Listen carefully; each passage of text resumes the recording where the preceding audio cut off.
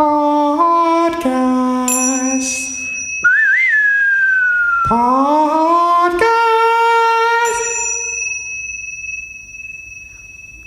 All right. Okay.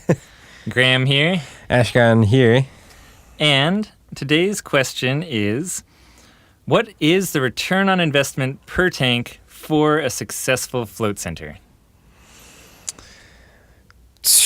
Well, it's a question we get a lot, right? It's not an uncommon question. People ask this question in various forms. Sometimes it just comes like, what's your return on investment? Yeah. Which is even more general. But it's confusing because there's a lot of different things that can mean. I mean, it sounds like a good question. I mean, it's very businessy, and it seems like the type of thing you'd want an answer to, were you to open. And the business. sentiment makes sense, right? Like someone's about to pour money into a really expensive venture, and they want to know like how much money am I going to get back? Right. But it's just too generic, I think, to answer in a set way, right? Like, how do you determine at what point you're ending your consideration of your return on investment?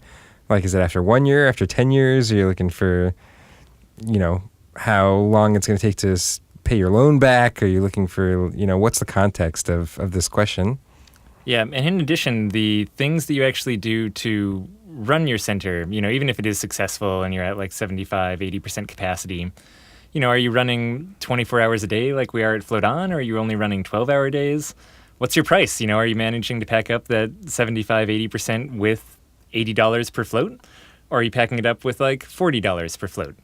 Right? So like all of these things can really seriously affect the outcome of the question and your overall return on investment. Right. Because there is, with what you do determine in terms of pricing, like at some point you will just fill all the float tanks you have to fill, and your price is going to be capped at that point, or your income will be capped.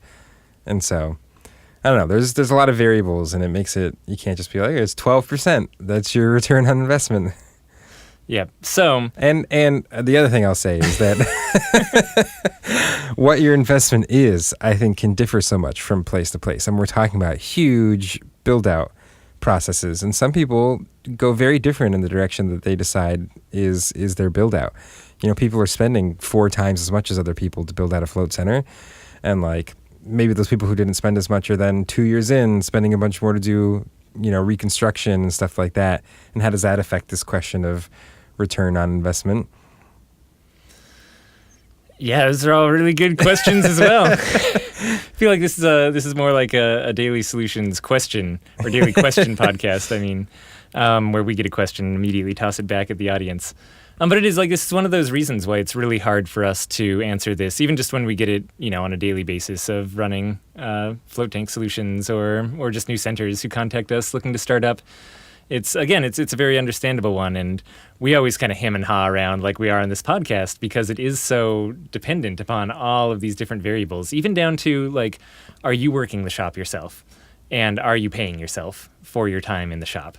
Like, that question alone can have a gigantic impact on your return on investment, right? Like, if you're expecting to just set up a float tank center, pay a staff from day one, and you're not actively participating in it, like, that's a lot of expenses going out. And similarly, if you're working your shop and not counting paying yourself as part of your expenses for that month, then your return can look a whole lot better without that extra staffing on the books, right? Right. So, this is maybe questions that can be answered in a more general way were we to have like a much bigger industry, where you could just say like, okay, well, there's all these variables, but we took a generous average of these places, and here's kind of an answer to this. Or if you just had more consistency, if you're asking a franchise or something like that, they'd probably be able to give you a much more concrete answer, because they're like, well, this is how we set it all up, and we do it this way every time. And with that setup, this is your return on investment. Yeah, totally. Like if they recommend a set number of tanks. Right. Set pricing, set staff. Like. Yeah, exactly. Yeah, so once the entire model has kind of been spelled out, then the question becomes a little more answerable. So I guess like here's another one too. I like the return on investment per tank is also an interesting way to ask that. Uh-huh. Because it doesn't cut down like that. Like you don't make the same amount of profit per tank on a 1-tank center that you do per tank on a 5 or 6 tank center, for example. Right. And, one of the things we see is that 1, 2, and even 3 tank centers have a lot harder time generating a profit. And this is for pure float tanks, not with additional services or anything. Like if all you're doing is floating, it's kind of a difficult prospect to really generate some heavy duty profits out of a limited number of tanks. And so, then really, I guess it gets into that 4, 5, 6 tank area is kind of what we're talking about for a larger business that's expecting a certain return on investment per tank.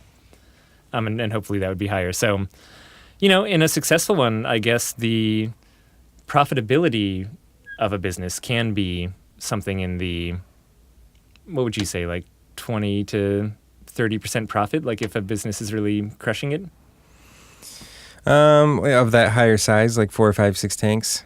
Yeah, maybe more like 20%, something like that. Yeah.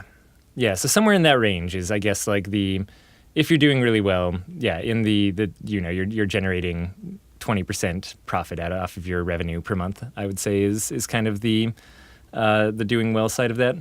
And of course, then it goes to anything lower than that, right? So either your prices are lower, or your capacity is lower, or your expenses are higher, or all of these different things can come up and start driving it down from that point as well. Even if you are successful, which is also interesting, a part of this question too, because you can have a successful float center that just didn't plan out their own expenses well, or didn't, they're paying their staff $20 an hour, like every single person on shift, and they have 4 people on shift. And like even then, if it's successful, it's not going to be making money because your expenses are too high. So it's kind of a lot of different angles, I guess, that can be affected by as well. So there you have it. It's a tricky question, and so you get a tricky answer. All right. Well, if you have any other tricky questions for us, feel free to send them along. You can go to floatanksolutions.com/podcast. Submit questions for us that we will answer on this show. And we will talk to you tomorrow. Yeah. Have a good day.